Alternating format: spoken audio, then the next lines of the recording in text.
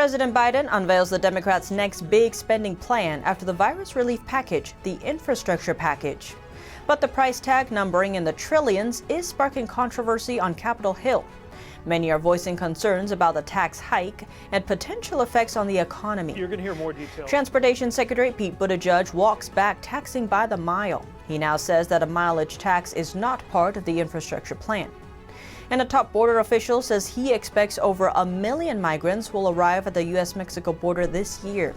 If that happens, it'll top the 2019 border surge. Tune into Deep Dive as we explore these topics and more. Hello and welcome. This is Deep Dive and I'm Tiffany Meier. Let's talk taxes as they're about to go up. This as Biden unveils his infrastructure plan that's expected to cost around $3 trillion. The Biden administration says it will rake in $12 billion in capital investments, but Republicans are raising concerns that a massive tax hike to pay for it could hurt the economy. The U.S. Commerce Department is issuing a statement warning against tax hikes. They note while the Commerce Department has been vocal in its support of the infrastructure plan, they call the proposal, quote, dangerously misguided when it comes to how to pay for infrastructure. Adding, we strongly oppose the general tax increases proposed by the administration, which will slow the economic recovery and make the U.S. less competitive globally, the exact opposite of the goals of the infrastructure plan. They end by saying the hard work of achieving bipartisan consensus is the best and only realistic path to enactment of historic infrastructure legislation. A White House administration official told reporters Tuesday night there will be a corporate tax hike of 28%.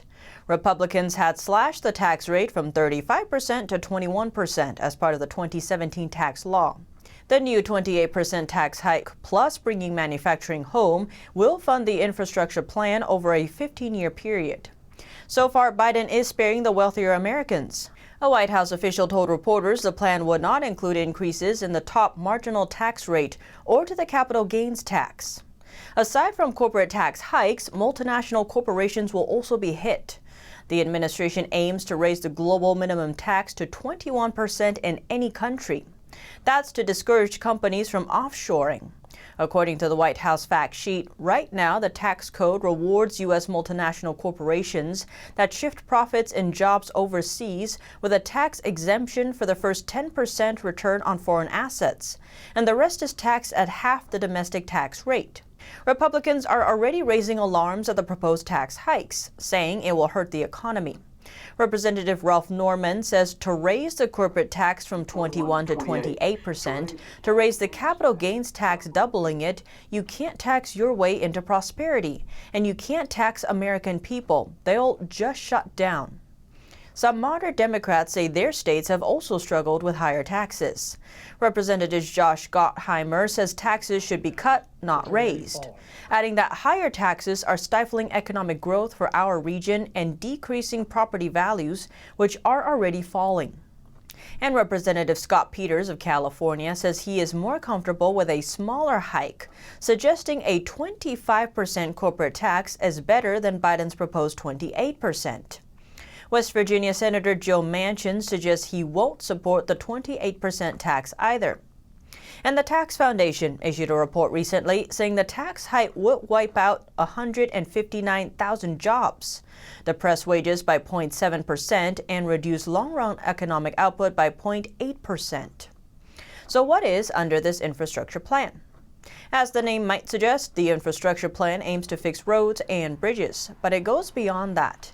It also features an expansive climate change and social welfare agenda, with the White House calling it the moment to reimagine and rebuild a new economy. It will also target social injustice. The White House notes in an extensive briefing, unlike past major investments, the plan prioritizes addressing long-standing and persistent racial injustice. The plan targets 40% of the benefits of climate and clean infrastructure investments to disadvantaged communities. It is known as the American Jobs Plan. $621 billion will go towards rebuilding the nation's infrastructure, including $174 billion investment in the electric vehicle market, with a goal of a nationwide charging network by 2030. $400 billion for affordable housing, that's for elderly and disabled people, $300 billion to improve drinking water infrastructure, expand broadband access, and upgrade electric grids, $580 billion for American manufacturing, research and development, and job training efforts, another $213 billion to build and retrofit affordable and sustainable homes. And Transportation Secretary Pete Buttigieg walks back taxing by the mile.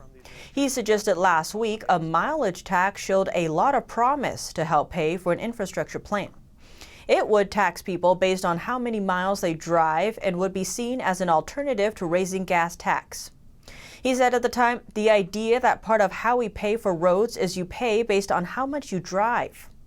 He says the reason behind it was because a gas tax can't be the answer forever, because we are going to be using less and less gas, referring to the usage of electric and hybrid vehicles.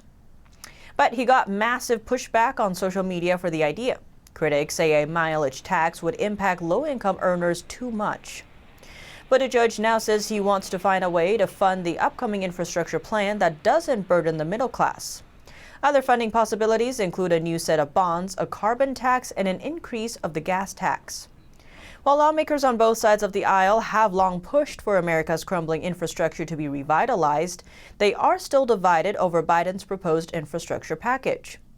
And Senate Minority Leader Mitch McConnell has signaled he won't support the infrastructure plan due to massive tax hikes. McConnell had previously called the infrastructure plan a Trojan horse, saying we are hearing the next few months might bring a so-called infrastructure proposal that may actually be a Trojan horse for massive tax hikes and other job-killing left-wing policies. McConnell predicts Democrats will say the bill is for highways, but it will really be related to the Green New Deal and other liberal policies. He went on to say the House Democrats tipped their hand last year. They published a proposal that was a sprawling proposal that pretended to be a highway bill, but it was really just a multi-thousand-page cousin of the Green New Deal. McConnell says there's already a proven way to boost the economy and create jobs. He says that is exactly what happened before the virus hit. He says big government and liberal fads won't work. Democrats say they want a bipartisan bill, but some say they should pass the bill without Republicans. They could use the budget process to get around the filibuster. That is how Democrats passed the $1.9 trillion COVID relief bill without Republican votes. Senator Bernie Sanders said it is very hard to get Republican support. He says Democrats should pass the bill without Republicans again if they need to. Some Democrats say they won't do that with this bill. With an evenly split Senate, every Democrat would have to agree to cut Republicans out. Now, let's turn to some border updates. A top official says this year's border crisis is on pace to top the 2019 crisis under former President Trump. Several reporters toured a crowded facility for unaccompanied minors Tuesday in Donna, Texas. An acting executive officer with the Border Patrol says these children cross by themselves. Their parent pays a fee to smugglers. Then either a cartel member or a smuggler will bring the kid across. The facility is holding over 4,000 migrants. That's 4 times its pre-pandemic capacity. The border officer says one of the little girls told him she lost her mom and doesn't have a father.